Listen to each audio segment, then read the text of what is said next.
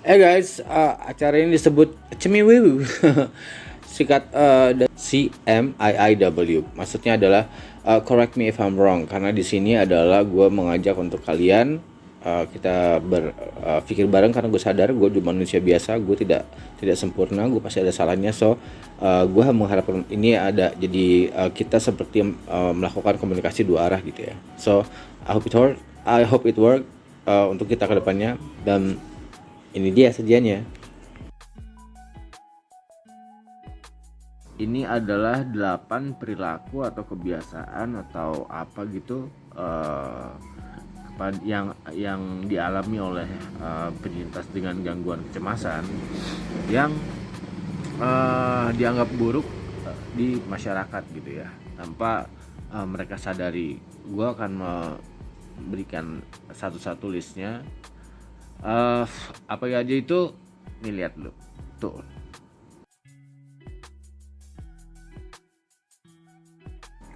Oke, yang pertama itu kan kita it happened to me too. Kita tidak menjawab panggilan telepon, kita tidak membalas WhatsApp atau apapun itu, karena we are avoiding, kita menghindari untuk like we get in touch with siapapun itu gitu, karena pada saat itu kita seperti lagi butuh me time gitu ya, me time yang sangat banget untuk benar-benar me time gitu ya. By the way, gue pengen tempat ini agak berubah, apa namanya nih, backgroundnya ya. Gue sekarang lagi di luar, dan maklum kalau ada suara-suara lewat ya, kadang-kadang ada motor, ada mobil, tukang bakso, tukang somai, lo pesen deh. Oke, dan ini yang kedua.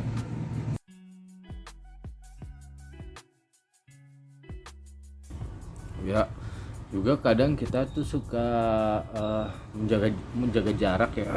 Menjaga jarak karena sama orang-orang ya, maksudnya kita menjaga jarak sama orang-orang karena kita lagi pengen fokus sama diri kita sendiri dulu gitu ya. Biasanya tuh orang dengan gangguan kecemasan kayak gitu, kalau kita sudah pada menurut kita sudah pada mental state yang oke, baru tuh kita mau ketemu siapapun itu ya maksudnya. Tapi kalau dalam keadaan yang ya kurang bagus lah gitu ya, udah niatan awal tuh langsung hilang dan gak ada punya langsung gairah, hilang ya gitu aja. Jadi kayak sebisa mungkin kita malah menjauh dari hal tersebut gitu. Kalau menurut gue sih kayak gitu ya. Dan ini yang ketiga.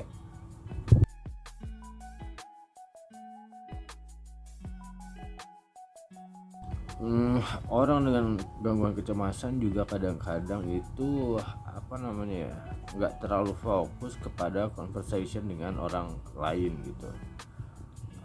Karena apalagi untuk memaintainnya ya, terutama sih misalkan mereka dalam keadaan yang lagi di grup gitu ya, kita sangat sulit untuk meremembernya gitu ya istilahnya.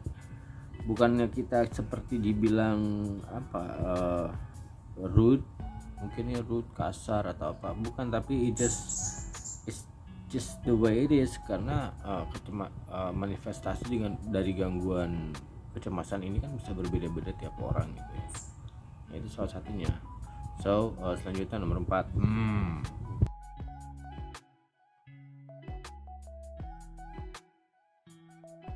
Di nomor ini di nomor ini cukup sering terjadi ya. Tiba-tiba aja tuh kita seperti kayak cancel ini kita apa appointment kita gitu ya, tanpa kita juga ada excuse sebenarnya gitu ya. Tiba-tiba aja kita tuh kadang-kadang bukan hanya menentukannya itu pada last minute, tapi bahkan kita nggak datang sama sekali gitu. It happened to me juga, karena pada saat itu kita mungkin mengalami yang kecemasannya tuh ya, anxiety-nya tuh cukup high level gitu ya. Jadi kita udah kehilangan apapun itu yang awalnya kita sangat tertarik gitu.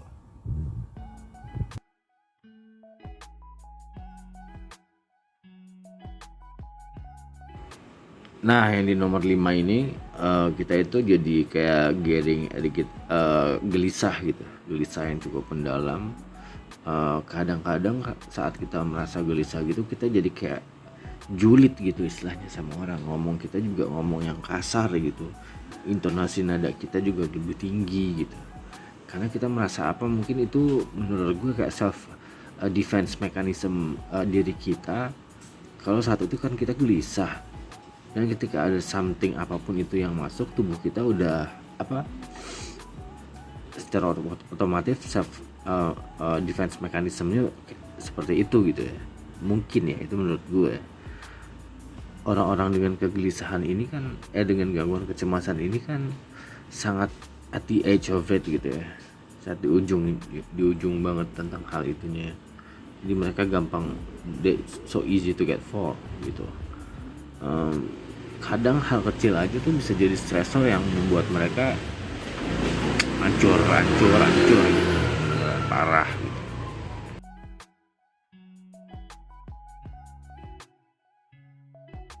Nah, yang nomor 6 ini, 6 tangan jempol gue gak kelihatan ya.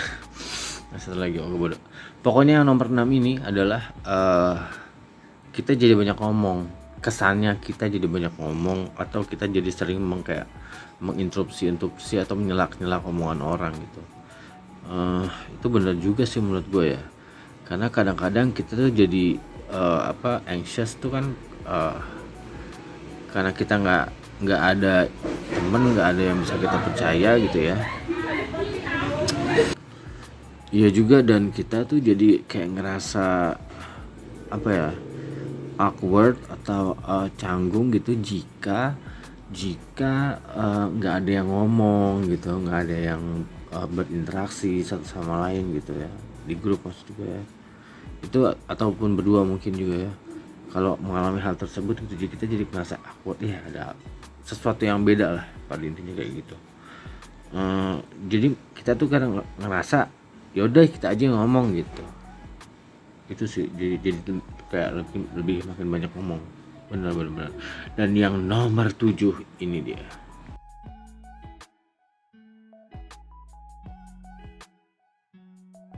Nah, selanjutnya ini juga, kalau yang kita punya gangguan kecemasan yang cukup akut ya, maksudnya ya, kita tuh sangat menghindari yang namanya eye contact. Kita menghindari sekali eye contact karena kita tahu, kita juga sadar mata itu adalah kunci dari apapun itu yang kita rasakan gitu ya.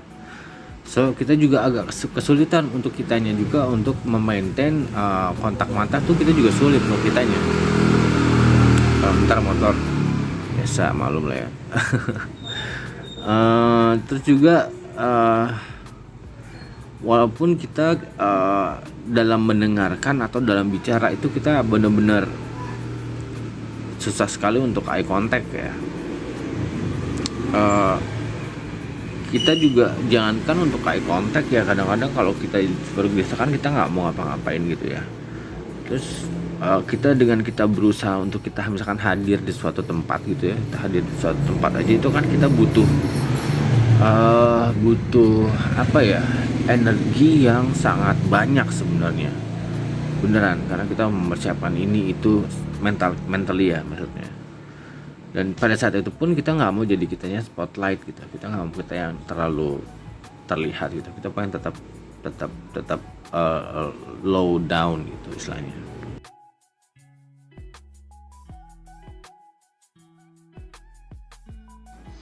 The last but not least adalah yang nomor 8 guys.